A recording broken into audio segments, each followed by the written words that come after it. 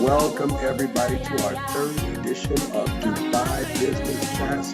I am James, your business doctor, and today I have a special guest. His name is Mr. William Ruffin, and we are discussing supply chain management. Uh, Thank you for bringing me on the show. Like I said, it's an honor, and I'm really excited to be here. Man, I thank you for taking the time on this Saturday afternoon. We want to get straight to the point. I thought you were very important in terms of this subject. Why? Because you know this thing called supply chain management. When I was a freshman in college, I never heard of it. What do supply chain managers do? Okay, again, to make a long story short, what we do is we manage the network of when a raw material is created all the way up until it gets to the end user, right? So supply chain, in a word, some people will give a quick definition, but supply chain is something that's very compartmentalized, right? So again, some very similar to intelligence. So you will have supply chain people that start with the ordering and procurement process. Then there are people in supply chain that'll be involved in everything from warehousing down to distribution, customs clearance, and everything else. So supply chain is a complete body of work in terms of how something can go from a raw material to the manufacturer, to the distributor, and then down to the end user. Very nice. I got a big question for you. Yeah. Over 2 years, retail business has dropped by about 40%. The hotel business, the retail business. And I hear that you supply chain people, that delivery online services is just making a bundle since COVID. You're the only people that are happy. Is that true? Well, I'll tell you this. So it's not just, so again, it's compartmentalized. So when you look at the e-commerce aspect of it, there's still the physical aspect. So when you get into guys like sea freight and air freight, they too have enjoyed what happened, during COVID, because COVID even now within, correct. So COVID was good. So even now within industry, when you talk about airframes and shipping vessels, in some industries, depending on what was being shipped, there hasn't even been enough assets to meet the demand of what needs to be moved around. This is the future, don't you think? This is the supply chain, logistics, purchasing people. Do you see that being a future growth area? Would you recommend a freshman in college to do supply chain management?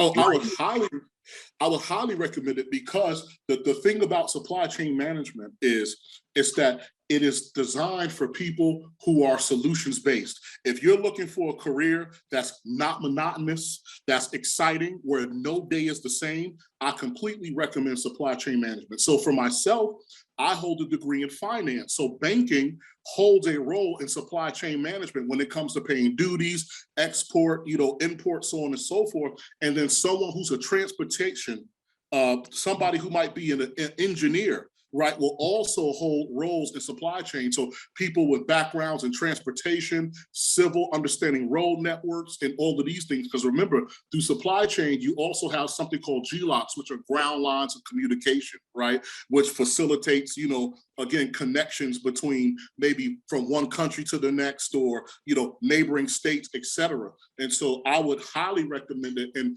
despite the degree that you hold, if you're somebody that is looking for something that is dynamic, no day is the same, although there may be a process in place, you have to be able to think on your feet and solve solutions. I highly recommend it. You won't be bored. How do I make money? Can you, as a fresh graduate, what are some jobs that I can do fresh out of school? I just graduated. Can you name about 2 or 3 jobs that I can look for on Bates.com or one of the search engines for jobs? What kind of jobs can I look for? What I would highly recommend, for especially somebody who's fresh out of college, remember, the logistics of logistics is administration. Okay.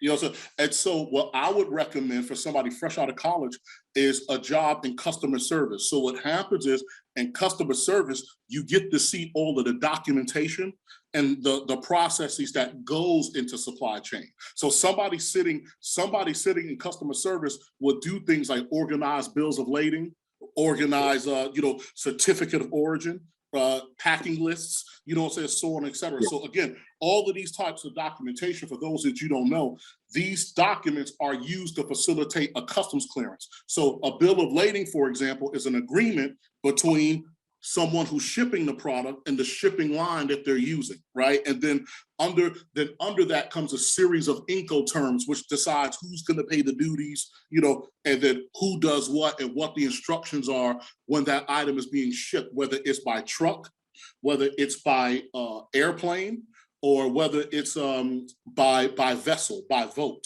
And so, and in some circumstances, you'll have a multimodal operation where you would have supplies and goods being moved across several transportation platforms under one bill of lading.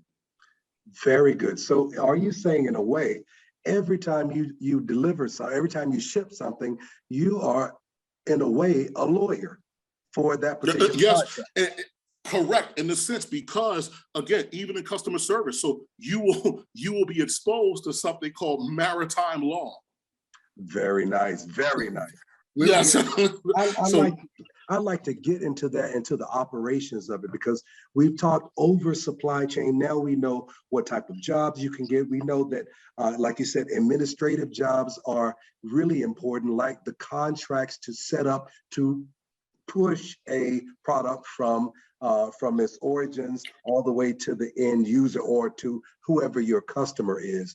Let's get into it, because this is what this is what people want to know about careers. Give an example of something that you have shipped from a good place to another cool place. And I know that you've dealt with commercial as well as military. We know we met years ago, and now that was under military, under special circumstances. And as a matter of fact, I'd like for us to do a whole nother show on what we call combat operations or combat supply chain. I'd love to have you back for that. But let's just go to a really interesting place. You give an example. If you don't pick any product, it could be meat, it could be vegetables, it could be real equipment. Walk us through one example of beginning to end that you've done, so we can compile a list of things that a supply chain manager would need to watch in order to do a job. Okay, so for example, let's say, again, let's go with steaks, right? So, okay, so let's say you're doing steaks for, and what I would tell a lot of people too, again, it's different. So for certain organizations, so if you're looking at something like Emirates Airlines, something as large as Emirates, right? They wouldn't need a distributor like me, because something as large as Emirates, they can go directly to the producer. To a producer. Correct. And so what happens is, so for example, if I need steaks, then I'm going to place an order. Mainly, it'll either something may come out of Brazil or the United States, right? In regards to, in regards to meat. And so the first step that happens is, within that order, you'll have whatever a company will go through in the procurement process, right? And so the procurement, for people in layman's terms, the procurement people are contracting people who are in the business of buying and selling for any company or business entity, right? And so in this respect, and let's just go with me being a distributor. So let's for now pretend it's coming through me to a distributor. So for me, as a distributor, I'm going to buy so many tons of steaks from the United States. And then once I buy those steaks, then at that point, then they're gonna arrange the shipping. And with the shipping, you'll end up paying certain taxes, export fees, and transportation costs, because the items will have to leave that particular warehouse. And let's say, for example, you're leaving out of the port of Beaumont in Texas. Texas, right? I was going to go to Texas. That's where most steaks come from. So I know you're Yes, buying and so from us a steak. Okay. correct. And so you're going out of Beaumont, Texas, and then the items will be shipped into, for at this particular time, I'm going from Beaumont, Texas to the Netherlands, right? And so this is where the old distribution house was. And so now when it's coming into the Netherlands, then you're going to the process of clearing it from the seaport, right? And then with that comes your import duties, like I told you, the bill of ladings, the certificate of origins, and then the other aspect of food that you also have to remember is that not all food is shipped the same. So there are categories of food such as dry and frozen, right? And so Yes.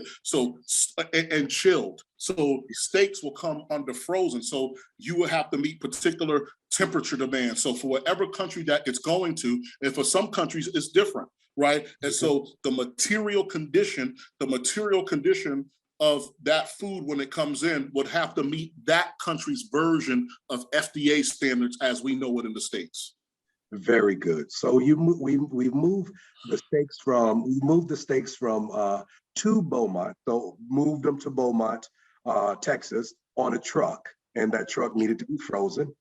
We got it to a ship. So for those of you that don't know places, because we have students from all over the world, from Texas to the Netherlands is on a boat. Is on a ship, a freighter, and now we're transitioning it from the Netherlands, just in and out, as just passing through, and now we're going to where? And so now from the Netherlands, we're going to go into two places. One being Afghanistan, and the other one Dubai. Dubai. Okay. That'll be interesting. That's interesting. Yes. And so when it goes, so believe it or not, so from Europe, you could actually truck cargo into Afghanistan. Oh my goodness! Didn't know that one. Didn't know that. Yeah, because when you look at the geography, right, and the maps, it's possible for you to drive, like, to places like Afghanistan and then also Europe as well. I'm sorry, not Europe, to Turkey, right? To, like I said, to also Turkey as well. And so now you're going through former CIS countries, which is the old Soviet bloc. Okay, really interesting. Now, yeah, so there's, and that's about what that 45 days, 30 days? Yes, about, yes. 30, 45 days. Let's do Dubai, if you don't mind. Let's take a boat. Okay, let's do Dubai, yes. We'll go through Egypt, and we're going through Egypt. Now we're at the port of, let's see, what would that be, Jebel Ali? Jebel Ali, yes. All right, now the people know that because most of our students lived here or from here. We're in Jebel Ali, and we secured the product. We've created the bill of lading. We'll talk about next time about just the safety of purchasing from where you purchased from to make sure that company is shipping you what they said they're going to ship you. But now you're in Dubai. Can I just go and pick it up? Yes. Okay. So now you're in Dubai. You're in Jebel Ali in the container terminal. You're right there. So again, it's going to land. So most shipping companies will have an agent, right? So they may not clear themselves. There are shipping agents that will handle the customs clearance on their behalf. So if this cargo is coming in, let's say via APL, the APL will have a shipping agent on the ground that will interface with Dubai customs, right? And so now everything that I told you before previously, especially here in Dubai, it happens electronically on a system called eMarsal 2. Okay. Right. Okay. And so, yes. And so on eMarsal 2. And so to be trained on eMarsal 2, again, you're going to train between the agencies as I remember them because processes change, but okay. You'll be trained by Dubai Customs and then also by Dubai Trade. And so those are the two agencies that I engaged in when I was training on the eMarsal 2 system, again, way back when. And so you're going meat difficult? Is meat now we're talking about meat and getting into the UAE? Is that a difficult process? Do you just take your bill of lading and say, this is mine, can I have it now?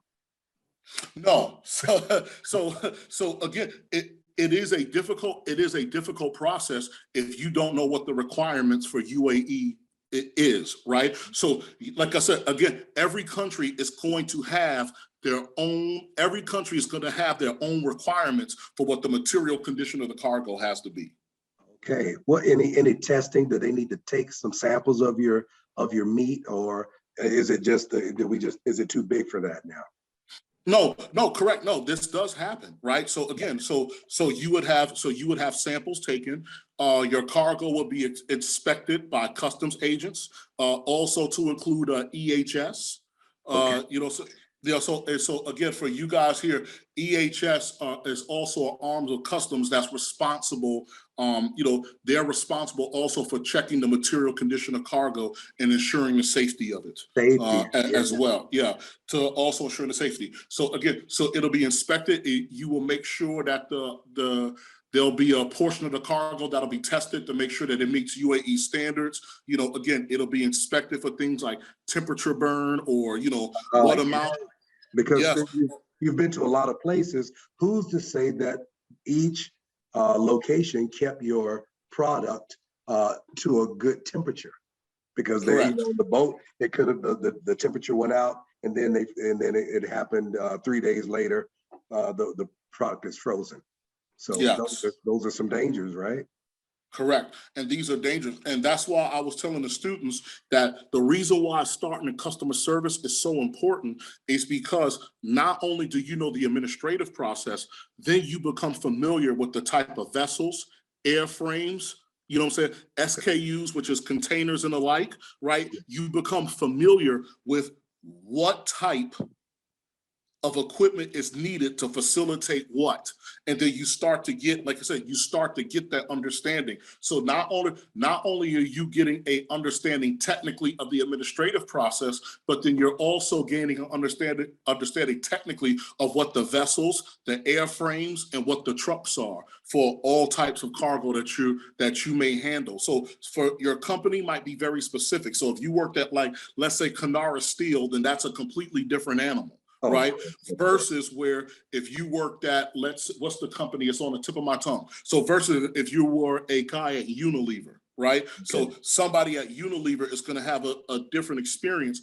But what customer service does, again, because there's a lot of little small things that we're missing out of our conversation in terms of what type of container, what type of freezer, the temperatures that have to be maintained, what are the UAE specs for that food. So what flies in the Netherlands it doesn't fly. Correct. May not, again, it may not fly in the UAE. And so you're gonna have to understand, hey, do I meet these requirements and these specifications before you could even import it? Because if you don't know that, then at that point, that's a nightmare.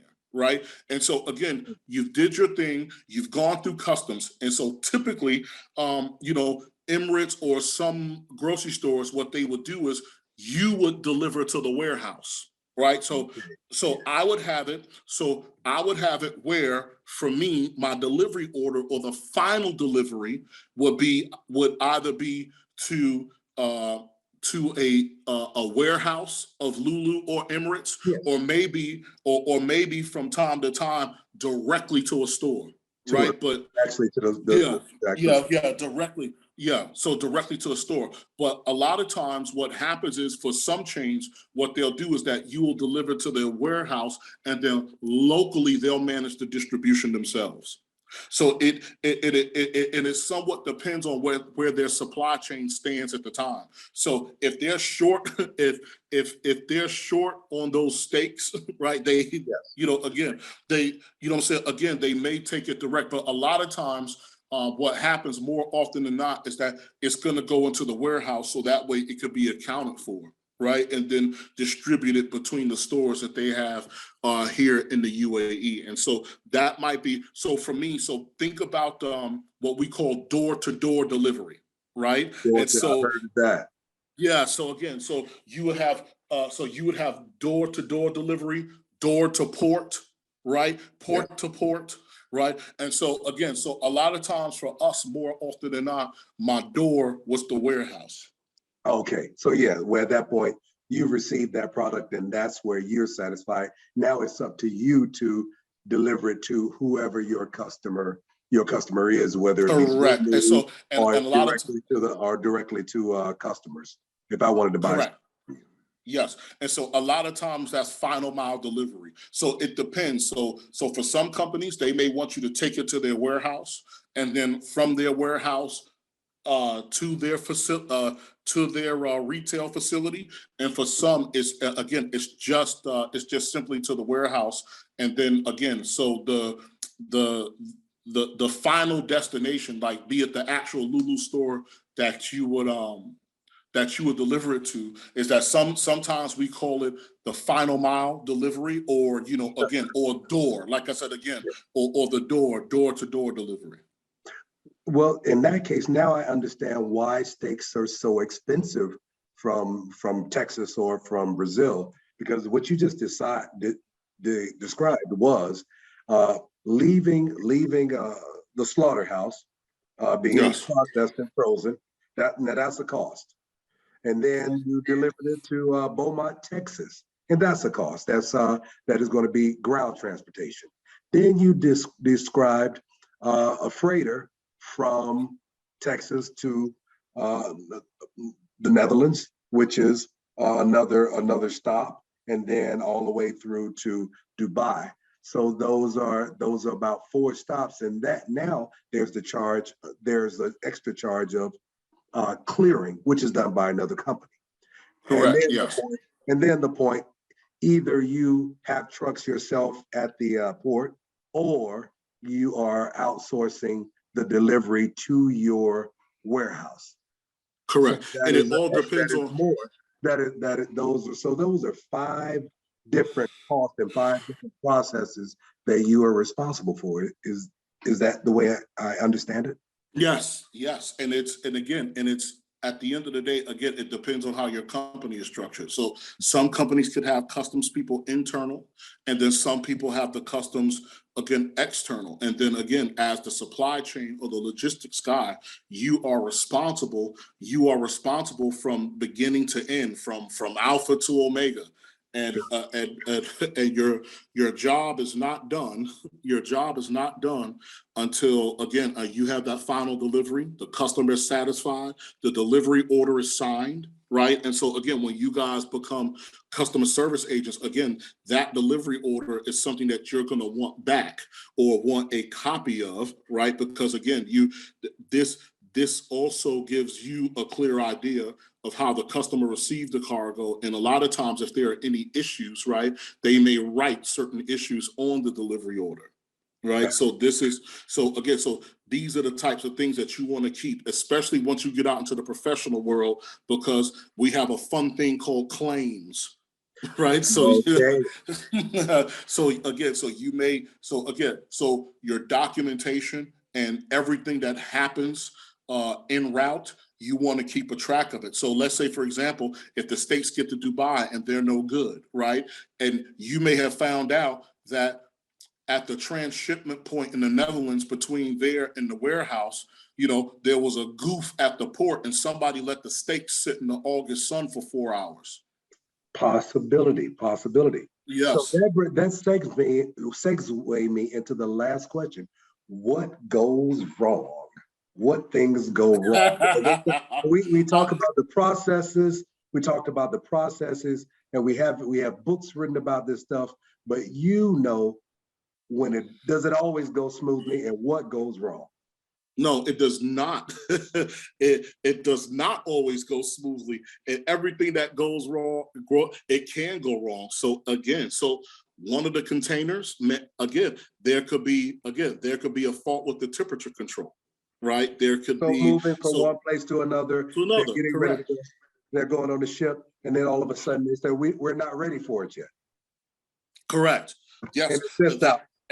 And it sits out, and that is yes, correct, to your point, and that's a huge problem, right? Or like I said, because then you're talking about killing. I mean, making a lot of people sick. I mean, if that were to happen. Correct. And then and sometimes there may be closures and delays due to holidays.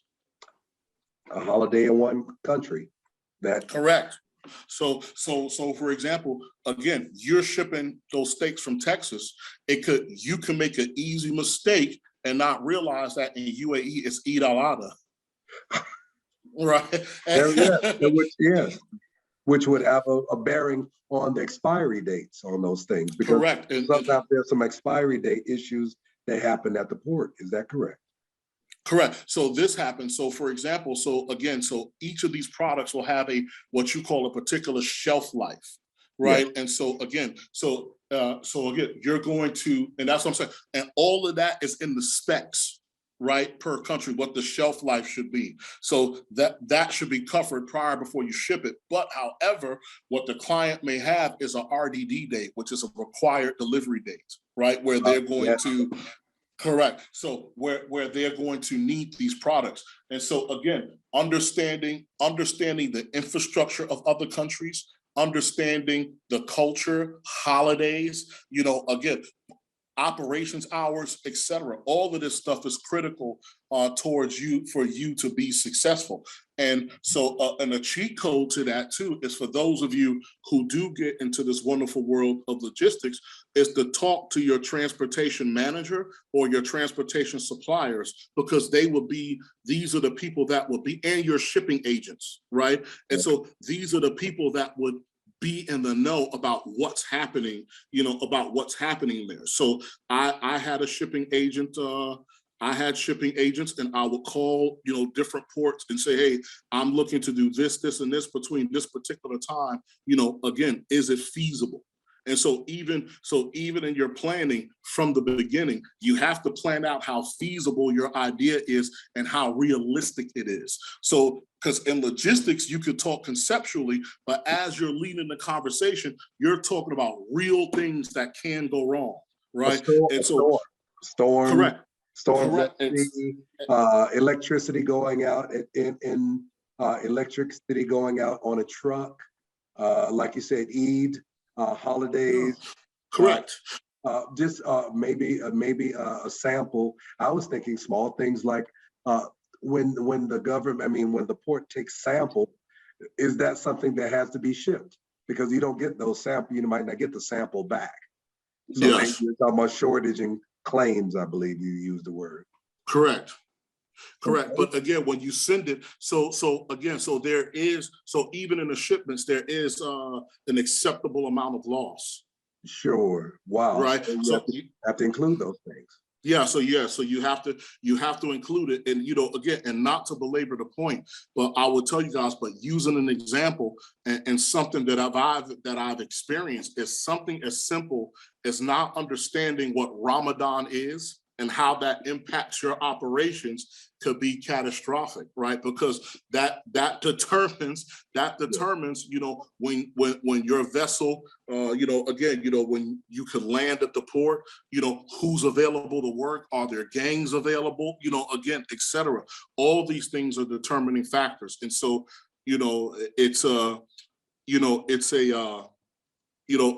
when you're knocking down dominoes, right? So it looks smooth, but all it takes is for one domino not to fall over, and everything stops. Exactly.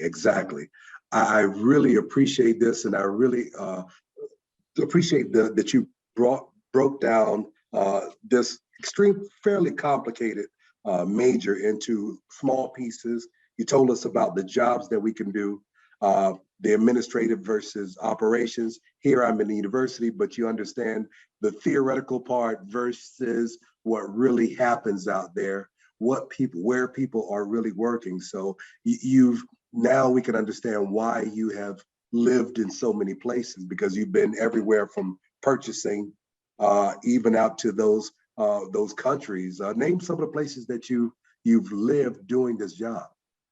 Wow, pretty much the Middle East and North Africa, out to Pakistan. So I've done this everywhere from Ethiopia to UAE, Oman, out to Pakistan, Afghanistan, and from Europe through Western Europe and then the former Soviet bloc.